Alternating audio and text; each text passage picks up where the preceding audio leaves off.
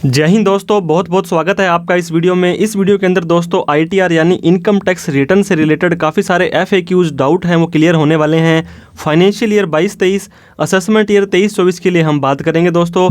इस वीडियो के अंदर हम क्या क्या डिस्कस करने वाले हैं, आईटीआर की ड्यू डेट्स, आईटीआर कब स्टार्ट हो रही है, आईटीआर के फॉर्म आपको कब अवेलेबल हो जाएंगे, अगर आप आईटीआर ड्यू डेट के अंदर नहीं भरते हो तो आपका क्या कॉन्सिक्वेंसेस देखने को मिलेंगे, आईटीआर के वेरिफिकेशन के जो नए रूल हैं दोस्तों, बी लेटर रिटर्न है, रिवाइज रिटर्न है, आईटीआर यू है, इसके बाद में क्या टैक्स रेट आपको देना पड़ेगा आपकी इनकम पर।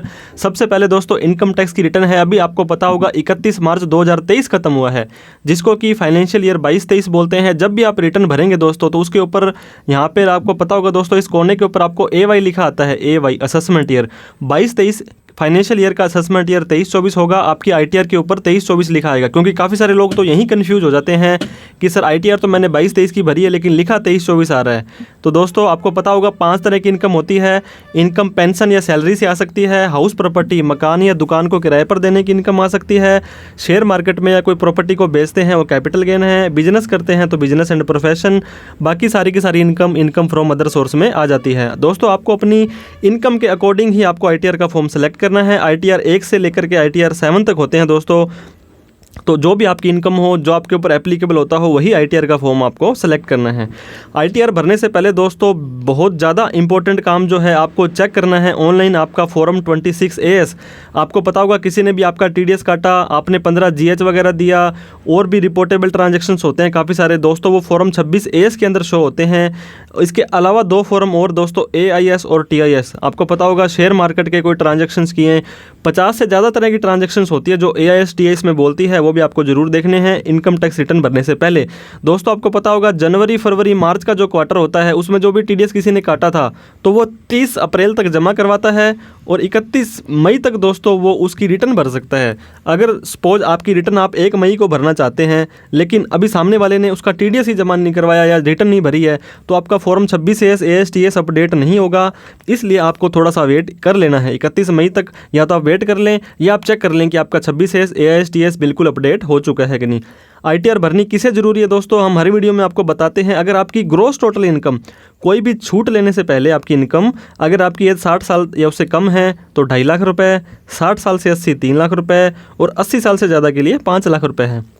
दोस्तों टैक्स बनता है नहीं बनता है, आपने छूट लेनी है, डिडक्शन लेनी है, वो बात की बात है, लेकिन टोटल इनकम मिलाकर के अगर इससे क्रॉस होती है तो आपको आईटीआर मैंडेटरली रूप से भरनी है। अब आईटीआर ड्यू डेट्स की बात करते हैं दोस्तों। फाइनेंशियल ईयर 22-23 की इनकम टैक्स की रिटर्न अगर आपके ऊपर ऑडिट एप्लीकेबल नहीं होती है, इनकम टैक्स के अंदर ऑडिट उनकी होती है दोस्तों जो 1 करोड़ से ज़्यादा की सेल करते हैं या 50 लाख से ज़्यादा की सर्विस देते हैं, उनको किसी चार्टर्ड अकाउंटेंट से ऑडिट करवानी पड़ती है।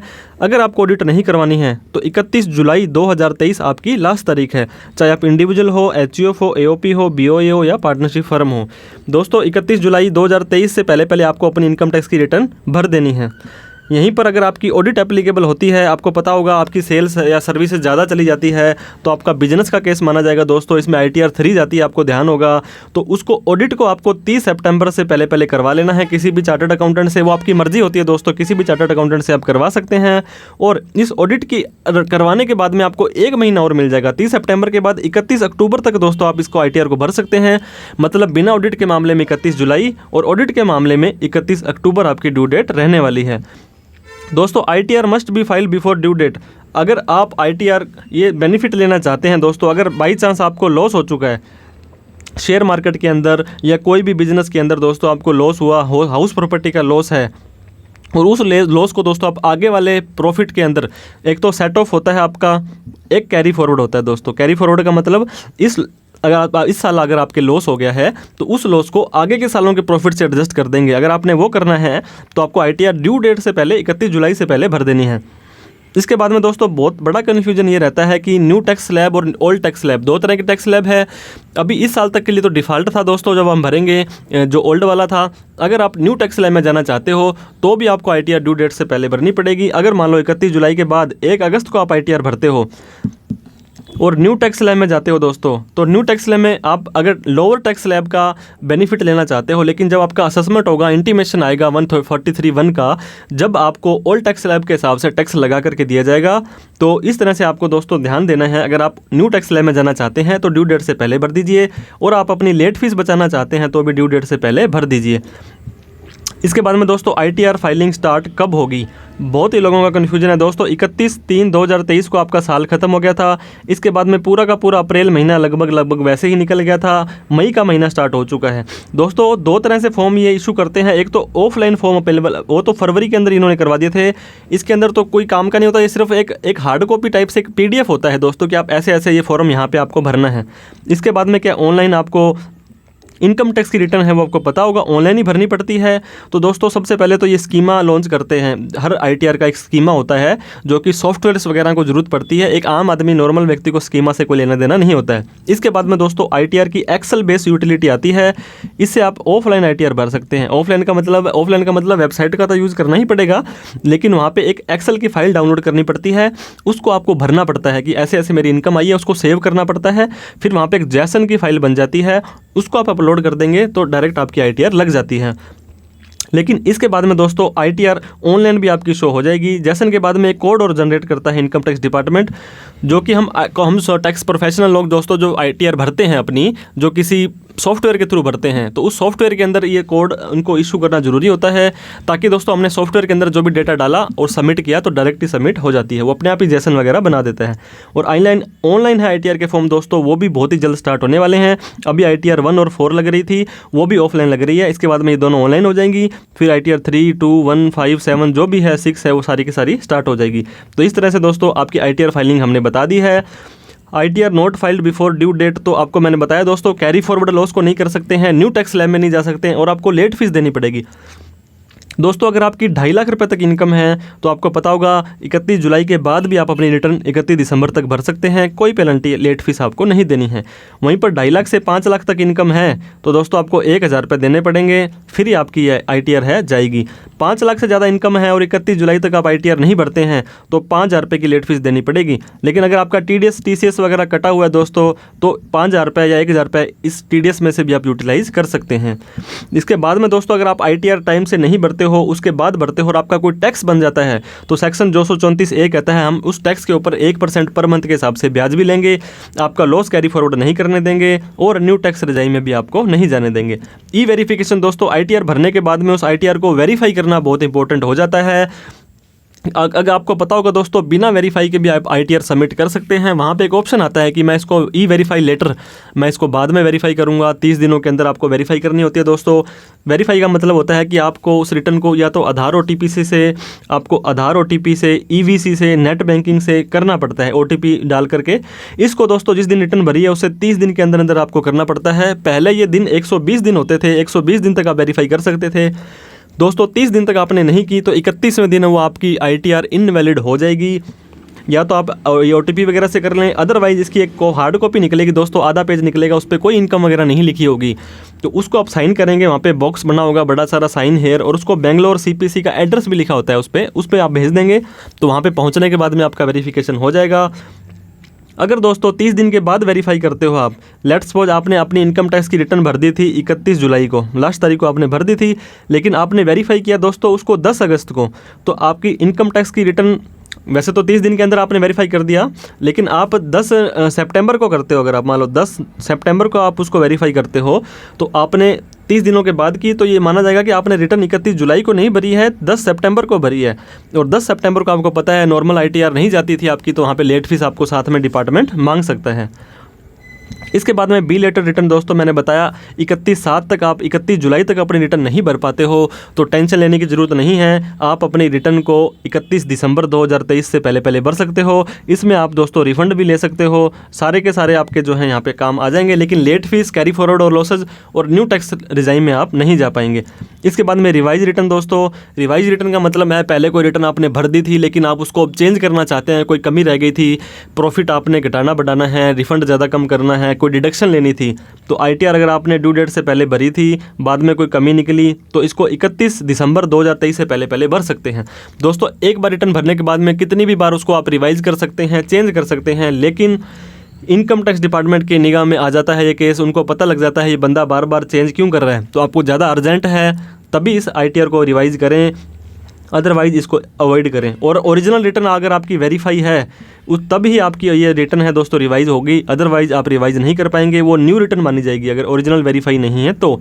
इसके बाद में ITRU 139(8)A के अंदर दोस्तों आपको पता होगा इस साल की जो ITR है 22-23 की, ये 31 जुलाई तक भर सकते हैं, विद लेट फीस आप 31 दिसंबर तक भर सकते हैं। लेकिन 1 जनवरी 2024 से दोस्तों ITRU स्टार्ट हो जाएगी इसी साल की, जो असेसमेंट ईयर खत्म होगा 31/3/24 का, उसके 2 साल तक भर सकते हैं आप, 31/3/26 तक भर सकते हो आप ITRU में आपको पता होगा दोस्तों आपको लेट फीस जरूर देनी पड़ेगी, कोई टैक्स बनता है तभी आप भर सकते हैं।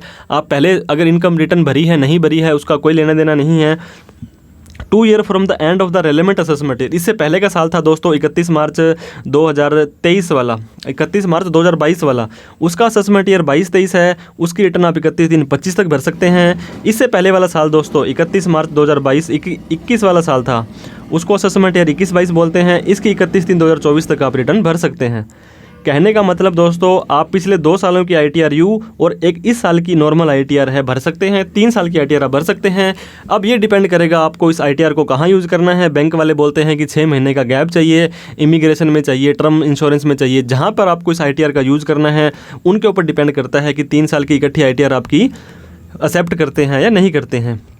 दोस्तों आपने कोई रिफ़ंड मांगा इनकम टैक्स में, आपका कोई TDS कटा हुआ था, TCS कलेक्ट किया था, एडवांस टैक्स भरा हुआ था, और दोस्तों आप अपनी ITR ड्यू डेट के अंदर भर देते हैं तो आपको उस रिफ़ंड के साथ साथ में इंटरेस्ट भी मिलेगा। आपने नोट किया दोस्तों, आपने 1000 रुपये अगर आपने रिफ़ंड मांगा तो आपको रिफ़ंड 1010, 1050 ऐसे करके आता है। जो एक्स्ट्रा पैसा आता है दोस्तों ये interest on income tax refund होता है, ये आपको 1/4/2023 से इंटरेस्ट चालू हो जाएगा, क्योंकि आपकी तो 31 मार्च को साल ख़त्म हो गया था और आपने सपोज करो 31 जुलाई को ITR भर दी और आपका काफ़ी हैवी अमाउंट का रिफ़ंड आना था, तो आपको अगर जब भी रिफ़ंड आएगा दोस्तों तो 1/4/2023 से आपको उस रिफ़ंड के ऊपर इंटरेस्ट भी मिलेगा, और ये इंटरेस्ट दोस्तों आपका इनकम फ्रॉम अदर सोर्स में जुड़ जाएगा और आपको जिस साल ये इंटरेस्ट मिला है रिफ़ंड उस साल की इनकम में जुड़ जाएगा और वहाँ पे आपको टैक्स देना पड़ जाएगा। टैक्स स्लैब दोस्तों आपको पता होगा न्यू और ओल्ड है। न्यू के अंदर आपको पता होगा 2.5 लाख रुपए तक कोई भी टैक्स नहीं है, ओल्ड में भी 2.5 लाख तक कोई टैक्स नहीं है। यहाँ पे 2.5 से 5, 5 से 7.5, 7.5 से 10, 10 से 12.5, 12.5 से 15, 15 से ऊपर है। यहाँ 5, 10, 15, 20, 25, 30 है दोस्तों। और वहीं पर ओल्ड के अंदर आपको पता होगा 5, 20 और 30, यहाँ पे 3 ही टैक्स स्लैब हैं। 2.5 लाख तक 5 है, 10 लाख तक 20 है और उससे ऊपर 30 है। तो आपको पता होगा अगर टैक्स स्लैब्स के हिसाब से आपको डिडक्शन वगैरह मिलती है। न्यू टैक्स स्लैब में ज़्यादा डिडक्शंस वगैरह नहीं मिलती है, ओल्ड टैक्स स्लैब में डिडक्शन एग्जम्पशंस मिल जाती है। तो आपको देख लेना है कि कौन से आपको क्लेम में जाना है। इसके बाद में सेक्शन 87A काफ़ी प्रचलित, काफ़ी कन्फ्यूजन देने वाला सेक्शन है दोस्तों। अगर आपकी नॉर्मल इनकम है, मतलब कोई लॉटरी की इनकम नहीं है, कोई शेयर मार्केट की इनकम नहीं है, सैलरी की इनकम, हाउस प्रॉपर्टी की इनकम, बिजनेस की इनकम या अदर सोर्स की इनकम है और आपकी टैक्सेबल इनकम सारी छूट लेने के बाद 5 लाख या उससे कम आ जाती है तो आपको सेक्शन 87A 12,500 की रिबेट देता है। अब लेट्स सपोज दोस्तों 4 लाख रुपए आपकी इनकम आ गई है और 2.5 लाख तक तो टैक्स फ्री है आपको पता होगा, और 2.5 से जो 4 लाख है दोस्तों 1.5 लाख रुपए पे 5% टैक्स देना है। 1.5 लाख का 5% टैक्स आपका 7500 रुपये बन जाता है। ये आपको टैक्स नहीं भरना है क्योंकि 12,500 रुपये तक का टैक्स आपको माफ़ है। लेकिन ये बात नहीं है कि दोस्तों 5 लाख रुपये तक इनकम है तो आपको ITR नहीं भरनी है।